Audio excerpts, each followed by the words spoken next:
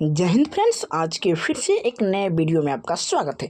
आज के इस वीडियो में हम देखने वाले हैं क्लास 12th के हिंदी चैप्टर 1 यानी काव्य खंड के चैप्टर 1 का लेखक परिचय देखने वाले हैं। सबसे पहले मैं बता दूं कि हम गद्य खंड के चैप्टर 1 से लेकर 5 तक लेखक परिचय बता दिए हैं। अगर आप गद्य खंड के 1 से 5 का चैप्टर तक नहीं देखें तो सबसे पहले जाकर देख सकते हैं। आज के हम इस वीडियो में देखने वाले हैं चैप्टर 1 करबक और काव्य खंड में से देखेंगे चैप्टर 1 करबक का लेखक परिचय देखने वाले हैं। चलिए मैं वीडियो को स्टार्ट करता हूं। चलिए वीडियो में आगे बढ़ता हूं। देखिए सबसे पहले देखिए यहाँ पे चैप्टर 1 है जिसका नाम है करबक। आपसे पूछा जा सकता है काव्य खंड के पहला चैप्टर क्या है, करबक। ये पूछा नहीं जाता है लेकिन आपको याद रखना होगा कि चैप्टर 1 का नाम करबक है, समझा। और यह कैसा जो इस कवि का नाम क्या है, मलिक मोहम्मद जैसी। मलिक मोहम्मद जैसी है इसका करबक का कवि है, राइटर। लेखक नहीं कहिएगा, यहाँ पे कवि कहिएगा क्योंकि वह काव्य खंड है। काव्य खंड में देखता क्या होता है, कविता होता है। तो यहाँ पे हो जाएगा कि जो करबक है ना, करबक उसका कवि कौन है, तो हो जाएगा मलिक मोहम्मद जैसी। और आपसे पूछा जा सकता है कि जो मलिक मोहम्मद जैसी है कैसे कवि है, तो यहाँ पे ये क्वेश्चन वेरी इंपॉर्टेंट है। तो बताना प्रेमाख्यानक कवि यानी प्रेम प्रीत कवि है। यानी आपसे पूछा जा सकता है कि मलिक मोहम्मद कैसा कवि है, तो प्रेमाख्यानक कवि है। आपको यहाँ पे ये बताना है कि प्रेमाख्यानक मलिक मोहम्मद जैसी कवि है, समझे। चलिए अगला की ओर बढ़ते। देखिए इसका जन्म, देखिए मलिक मोहम्मद जैसी का जो जन्म हुआ है 1492 यानी 15वीं शताब्दी में, यानी 15वीं शताब्दी में इसका जो जन्म हुआ है यानी 1492 में अनुमानतः यह बताया गया है। इसका मृत्यु भी 1548 में अनुमानतः है।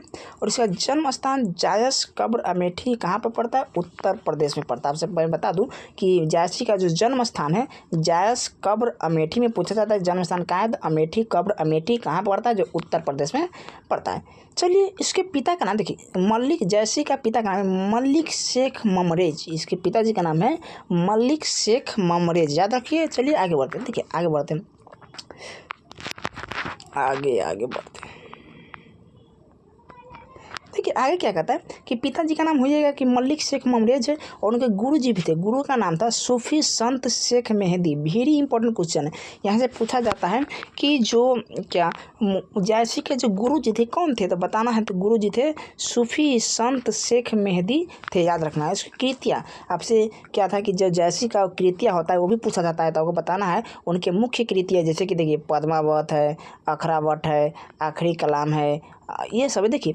उसमें ज़्यादातर क्या होता है कि जो जैसी का कृतियाँ होता है उसे देखिए अ से स्टार्ट रहेगा। जैसे देखिए अखरावट, आखिरी कलाम, ये पद्मावत। इसमें जो किताब में देखिएगा ना तो ज़्यादातर जो उसका कृतियाँ है अ से स्टार्ट रहेगा, समझे। इसमें तो मुख्य रूप से इंपॉर्टेंट लिखे हैं लेकिन किताब में देखिएगा तो इसमें कृतियाँ होगा। सबसे इंपॉर्टेंट यहाँ पद्मावत पूछा जाता है कि पद्मावत किसी कृतियाँ, तो जैसी का, याद रखिएगा। चलिए आगे बढ़ते हैं। उसकी भाषा, उनकी भाषा क्या, ये पूछा ही जाता है कि जो मलिक मोहम्मद जैसी था उनकी भाषा क्या थे, तो बताना भाषा उसका अवधी थे। अवधी जो ब्रज भाषा बोलते थे, कि अवधी यानी ब्रज भाषा, समझे।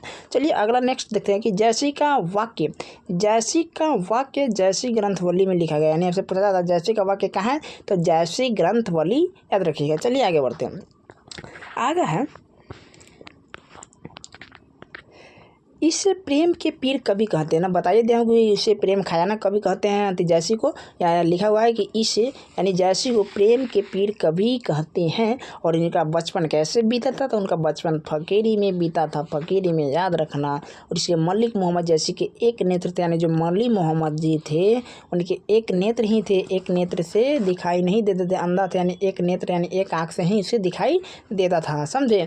और अगला क्वेश्चन है कि करबक पद्मावत से लिया गया। यहाँ से पूछा जा सकता है, ये इंपॉर्टेंट क्वेश्चन है कि जो करबक पाठ है वो कहाँ से लिया गया, तो पद्मावत से लिया गया, याद रखिएगा। कहाँ से, पद्मावत से लिया गया। चलिए नेक्स्ट देखते हैं। इस पाठ में 2 करबक है, यानी इस पाठ में जो क्या है 2 करबक है, पहला और दूसरा 2 करबक। आप जो किताब बुक पढ़िएगा ना उसमें पता चल जाएगा कितना है, 2 करबक, याद रखिएगा।